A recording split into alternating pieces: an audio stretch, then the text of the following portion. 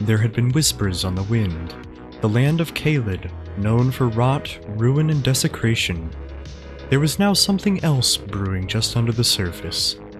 The lives of travelers apparently being cut short by a serpentine form. Any and all the Tarnished would would be too frantic to give much of any kind of answer. DJ Khaled? Oh god. Monster! In the hills of Caelid, woefully babbled the frantic travelers. Their incoherent and rather obtuse ramblings only stopped with a probing question from the curious Tarnished. The villagers gripped tightly to their possessions, eyes flickering between staring at the Tarnished or straight at the ground. It seems whatever kind of monster there was certainly hadn't left them completely unharmed. Though they rambled incessantly, it seemed, the villagers sputtered like dying mules with breath catching in their throats, tears welling in their eyes, and theatrical hand movements benefiting actors in the capital. Villagers scared out of their wits, spouting off ideas of monsters and other such fanciful things. Why, that was just an average day in the lands between. Yay, storytime, yes, storytime indeed. Thank you for the lurks, guys. Watery potato, I see. However, this was still the lands between, where villagers were no stranger to the supernatural going on of beings higher humanity, from the fearsome Elden Lord Godfrey and his spawn, the demigods Melania and Radon, the two once eternally locked in an eternal struggle vying for power. Their blades had clashed more than once. Most often than not, their weapons left bitter wounds in the lands between. Epic battles had been waged, blood of gods spilled at the end of a lowly tarnished blade. The shaking, nervousness, or anxiety that came from slaying their former lord left a haunting taste of bile in their throat. Though the Tarnished had slew many foes, it still burned, still hurt to raise their blade. The wind whipped around and above the Tarnished heads, howls of uncertainty in the land between. A bitter swallow caught in the Tarnished throat. Shakily, they had drawn their saber and made strides across the rot, ruined desert known only as Caelid. The hills swayed with a haunting chime, as if the wind itself was crying out, mourning the loss of its one true king, the star-scourged Radon. Though they had seen this landscape many a time before, the Tarnished couldn't quite shake the feeling of unease left in them. Entering the domain of Caelid, to be back on Radon's own turf so soon after slaying him, it felt almost disrespectful to a being so feared, yet so desperately loved. Spook chill, lol. I actually need to scroll down here. It seemed all the same, crimson-colored sand that flaked as the Tarnished trapezed through it, a remembrance of the once epic lives of the domain's former scourge. Radon's once proud battlefield was now nothing more than a few scattered rot-covered dunes. His weak, feeble horse trembled against the wind, too scared to move without its master. The Tarnished, however, wasn't here to reminisce about past opponents slain.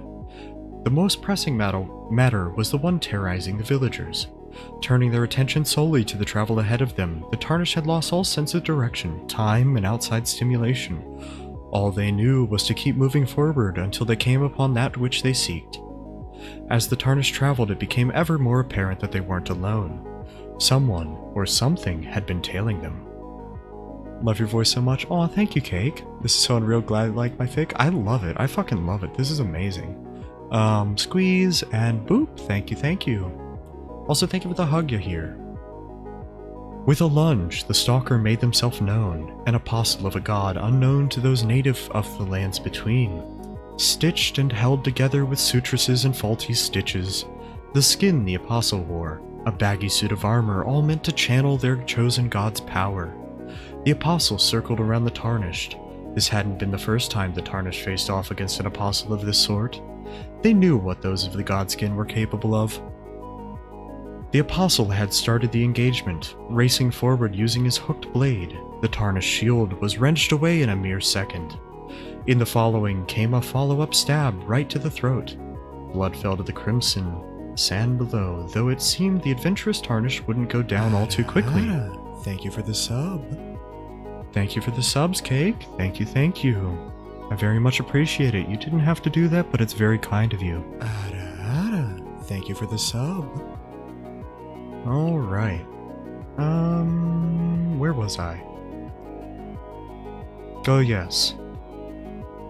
The Tarnished wouldn't be going down all too quickly. The Tarnished withdrew their blade from the Apostle's chest.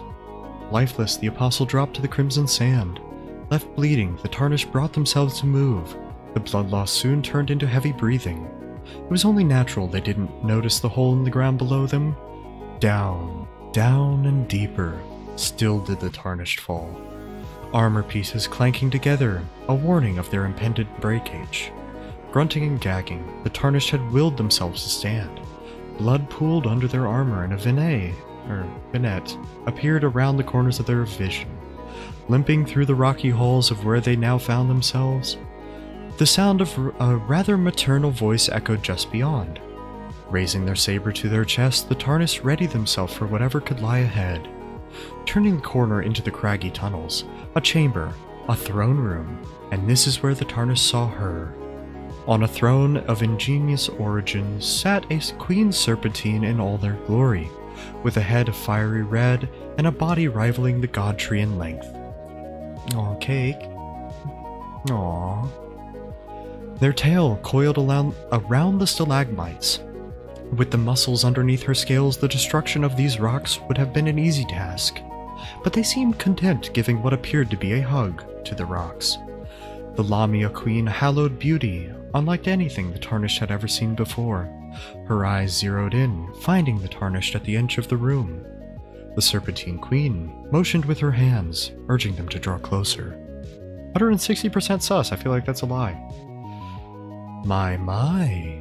It's not often I get wanderers in my domain, they spoke. Lay down your arms, O weary Tarnished. I am not your enemy. Who I am doesn't concern your quest, but who you are intrigues and saddens me. I am Merthew, monarch of all that slithers. Her gentle voice soothed the Tarnished. Without thinking, they had discarded their saber and limped towards the monarch on the throne. What brings you here, child? Distraught, it seems. The monarch shifted, uncoiling her tail, drawing close. Poor Tarnished. I know why you've come. Gently, the monarch held out her arms. Poor son of man, draw near to me, and I shall give you the rest you seek. Soothing words hissed out of her mouth with the flow of the forked tongue. Wrapping their arms around the Tarnished, her hands worked deftly, removing the soldier's helm, revealing a saddened visage underneath. The Tarnished tried to open their mouth to speak, but a gentle wag of the Queen's finger was enough to silence them. Being 3 hours fashionably late, welcome in, Reed. We're actually reading Enoch's fanfiction. So just taking a small little break from the game, but welcome in. Shh. No need to tell what ails you, my dear. With comfort in her eyes, she brought the Tarnished into yet another embrace. Closer, tighter than the last. Poor son of man, puppeteered by callous gods. My arms are always open to you. Softly, she impressed her lips upon the Tarnished's head. You must be weary from your travels. The question had barely any time to be responded to before the Lamia Queen coiled themselves around the Tarnished, all while shushing them, insisting them not to fight. While Merthew was finished, they had pulled the Tarnished into what looked like a full-body hug. Gently, the Lamia Queen nestled her head in the crook of the Tarnished shoulder. She gave a disarming wink, as if wrung out like an article of clothing. All the stress and woe accrued inside the Tarnished vanished almost immediately. The feeling of exhaustion soon took hold like a thief in the night. A final kiss, and the Tarnished was soon gripped in the embrace of dreams.